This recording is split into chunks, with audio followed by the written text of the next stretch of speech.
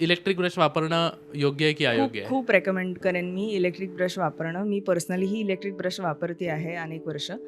Electric ब्रशचा एकच म्हणजे गोष्ट अशी आहे की लोकांना माहिती नाही आहे एक्झॅक्टली इलेक्ट्रिक ब्रश कसा वापरायचा असतो. आता जो मॅन्युअल ब्रश आहे, तो मॅन्युअल ब्रश आपण मनगटाने किंवा हाताने हलवतो दातावरून फिरवण्यासाठी.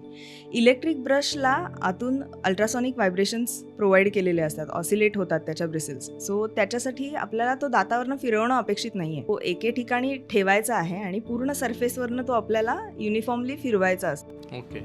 त्याहून पलीकडे खालचे जे दात आहेत आपले समोरचे पट्टाशीचे दात, तर त्याच्यामध्ये ना ब्रश जो आहे तो इलेक्ट्रिक ब्रश आपल्याला असा ठेवून सिंक करून घासायचा असतो. अच्छा. ओके. ओके. सो जनरली आपण हे असं ब्रशिंग क्लीन करतो इलेक्ट्रिक ब्रशनी. इथे आल्यानंतर आपल्याला कळत नाही नक्की कसा पोझिशन कसा करायचा. सो हे सिंक करायचं असं छानपैकी. त्यांनी आतून आणि बाहेरून दोन्ही साईडनी त्याचं क्लिनिंग व्यवस्थित होतं.